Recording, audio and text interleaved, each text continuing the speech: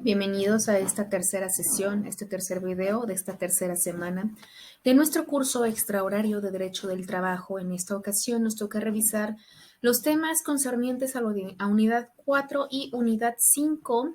Vamos a iniciar hablando un poquito acerca de lo que es salario y aguinaldo.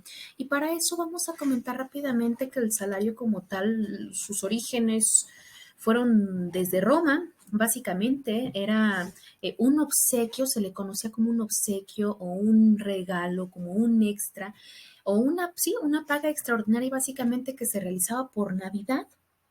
Entonces es una tradición muy antigua que se remonta al pueblo celta, imagínense. Es costumbre al día de hoy, bueno, ya como tal está completamente como parte de una obligación que tienen los patrones hacia los trabajadores. Y vamos a platicar un poquito más acerca del tema del aguinaldo en México. Entonces, aquí está nuestro temario que abarca justamente salario, diferentes clases de salarios, aguinaldo y otras prestaciones. Entonces, bueno, vamos a hablar un poquito acerca de la introducción de este tema, en donde nos dice que justamente el salario es uno de los elementos más importantes de la relación laboral. Ya lo vimos en el video pasado un poco acerca de la explicación que tiene por objeto, pues, el que tú prestes tus servicios a un patrón justamente. Nos dice acerca de lo que vamos a ver en esta unidad, concepto de salario. Les platicaba anteriormente que la palabra salario proviene de la palabra sal, porque justamente les pagaban con sal en algún momento. Posteriormente, pues ya se volvió una obligación el que fuera no en especie. Hablamos aquí un poquito acerca del concepto que nos da el artículo 82, en donde nos dice que el salario corresponde a esa retribución que se debe pagar por el trabajo realizado. Y nos dice, como ya les había mencionado, existen diferentes tipos de salario. Vamos a hablar primero que nada de un salario que se paga por unidad de tiempo o por obra terminada o por comisión. Por ejemplo, aquí vamos a hablar, les había mencionado al principio y se los menciono ahorita, el ejemplo de un sueldo por comisión, un salario por comisión es aquel que se va a pagar. Normalmente cuando hablamos de los tipos de trabajadores, que es un tema que vamos a hablar también más adelante, se mencionan a los famosos agentes. Hablemos de los agentes de seguros, hablemos de todos aquellos que se dedican a vender algún producto o algún servicio, por ejemplo, telefonía, internet, etcétera, y a ellos justamente se les va a dar una retribución por producto. Hablemos también incluso de una tarjeta de crédito, por ejemplo, que es un producto. Se les va a dar cierta comisión, cierta ganancia por lo que ellos puedan llegar a vender, otro tipo de salario a precio alzado o de cualquier otra manera, dependiendo de la naturaleza de la relación laboral de la que estemos hablando. Entonces, bueno, ¿en qué se va a caracterizar o cómo se va a definir un salario? Por el tipo de trabajo que se realice, por la duración del tiempo también en que se realice, por la jornada o las jornadas en las que nosotros laboremos. Y bueno, pues aquí viene un poco más explicado a qué se refiere cada uno de estos tipos de salarios que existen por comisión. Por ejemplo, fíjense, aquí nos dice este tipo de salario se aplica normalmente en la venta de seguros, de afores, de autos, etcétera.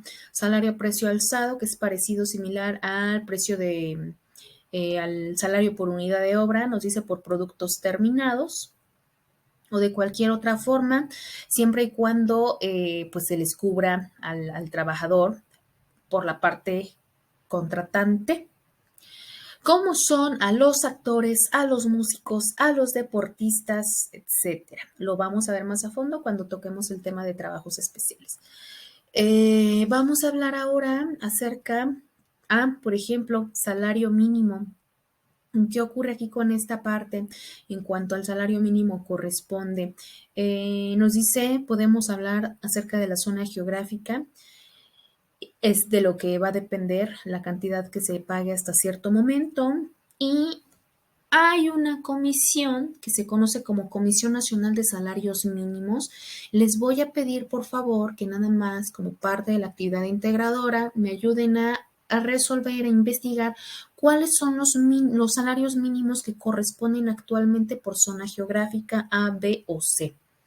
Y bueno, también se hace una diferencia entre lo que son los salarios mínimos generales y los salarios mínimos profesionales, los cuales evidentemente tienen que ser mayores a los salarios mínimos generales. También van a depender evidentemente de la zona geográfica en que se encuentren. Y ahora sí, ya me había adelantado, ya había hablado un poquito acerca de los aguinaldos, entonces vamos a hablar del aguinaldo en México. Como les mencionaba, esto surgió ya de cierto tiempo para acá como una prestación de la Ley Federal del Trabajo, para ser específicos a partir de 1970, en forma obligatoria.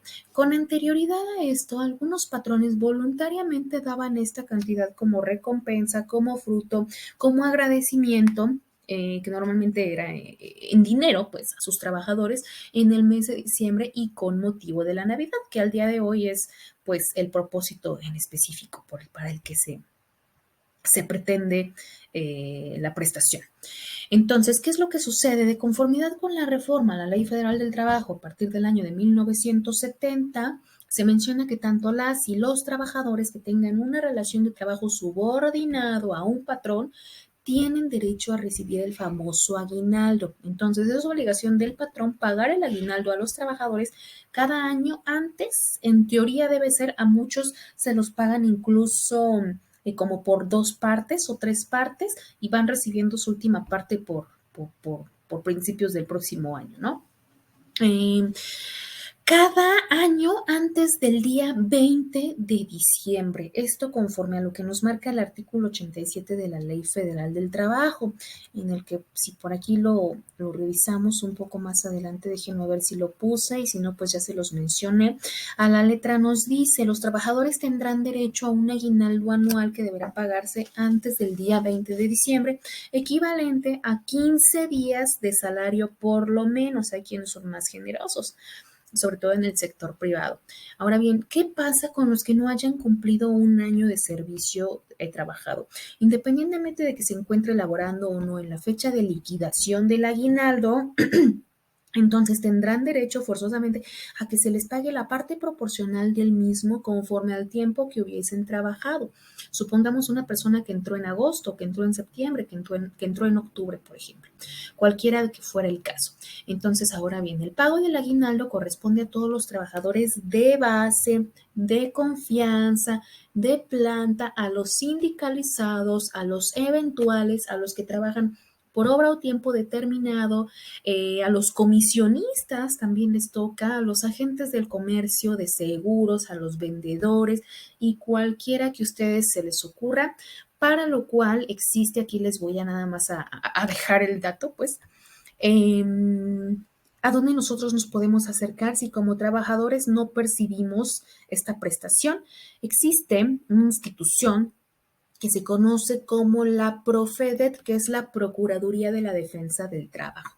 Aquí básicamente nos van a brindar toda la asesoría que nosotros necesitamos, así como también vamos a poder encontrar representación en caso de incumplimiento del patrón en el pago del aguinaldo. También tenemos lo concerniente a la prima de antigüedad. Nos dice a los trabajadores que se separen voluntariamente de su empleo, siempre y cuando hayan cumplido 15 años de servicio o que se separen por causa justificada, dependiendo de aquí de la causa que haya dado origen a la terminación laboral, etcétera. La autoevaluación se las dejo explicada en la guía de aprendizaje correspondiente.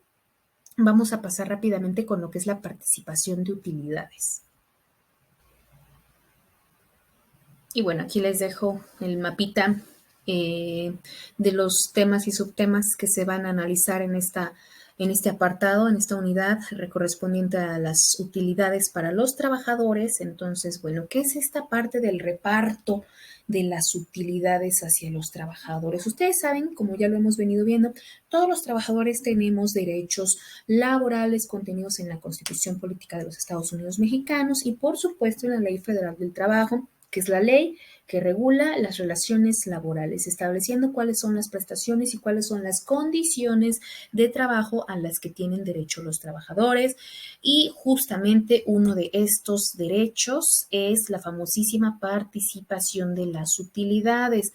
Ahora, vamos a entrar un poco de lleno al artículo 123 constitucional, en donde nos habla en el apartado A, fracción 9 de la Constitución, y así como los artículos 117 y 131 de la Ley Federal del Trabajo. Entonces, nos hablan justamente acerca de todo lo que se refiere a la participación de los trabajadores de las utilidades, las cuales se debe otorgar, o la cual más bien la prestación esta se debe otorgar por cada uno de los patrones que tengan actividad de producción o distribución de bienes o servicios en la empresa. Aquí también quiero mencionar que existe la Comisión Nacional para la Participación de los Trabajadores en las Utilidades de las Empresas. Esta comisión justamente va a ser la encargada de fijar el porcentaje de renta determinada al que van a tener derecho los trabajadores, que es del 10%. Entonces, es importante también mencionar, regresarnos ahora sí un poquito acerca de lo que nos comenta el 123 fracción 9, apartado A, sobre esta comisión. Esta comisión va a estar integrada y representada por trabajadores y patrones de gobierno. Esta comisión, como ya les mencioné, va a fijar los porcentajes que van a corresponder a las utilidades que han de repartirse entre los trabajadores. Esta comisión también de lo que se va a encargar es de practicar ciertas investigaciones y realizar estudios necesarios a las empresas para conocer las condiciones generales en las que se encuentra y su economía. Esta misma comisión también nos habla de qué empresas se van a exceptuar de la obligación de dar esta prestación de repartir utilidades. Unas son las empresas de nueva creación. Durante un número determinado y limitado de años, se espera que no les sea obligatorio la parte de la repartición o de la partición de utilidades muy bien. Y vamos a hablar aquí también acerca de qué otras empresas están exentas de responsabilidad o de obligación ante el reparto de utilidades. Son aquellas que se hayan declarado en quiebra. Entonces, para ello va a ser muy importante la participación de dicha comisión. Ahora, vamos a ver también un poquito aquí acerca déjenme ver qué más viene aquí. Bueno, esto ya lo vimos, las personas que se encuentran exceptuadas de acuerdo a la Ley Federal del Trabajo. Ahora vamos rápidamente, ya para terminar, a hablar acerca del artículo 127 de la Ley Federal del Trabajo, en donde nos habla del derecho de los trabajadores a participar en el reparto de las utilidades. ¿A qué se va a ajustar este derecho y esta obligación por parte de los patrones? Recuerden, por ejemplo, aquí es importante primero hacer una excepción de las empresas que sí tienen obligación, pero quienes no participan de esta prestación. Directores, administradores y gerentes generales de la empresa no les toca participación de utilidades. Los demás trabajadores de confianza van a participar en las utilidades de la empresa, pero si el salario que perciben es mayor del que corresponda a un trabajador sindicalizado, entonces, bueno, también ahí va a depender de la cantidad que reciban. Por ejemplo, del más alto salario dentro de la empresa o a falta de ese trabajador, bueno, pues entrará alguno que no le corresponda, tal vez algún empleado eventual, por ejemplo. Eh, ¿Para quién va dirigida más que nada esta parte de la repartición de utilidades? Para los obreros, que son pues la mayoría. Ahora, el monto de la participación de los trabajadores al servicio de personas cuyos ingresos deriven exclusivamente de su trabajo y el de los que se dediquen al cuidado de bienes que produzcan rentas o cobro de créditos, intereses, no podrán exceder de un mes de salario como parte de la prestación de la participación de utilidades.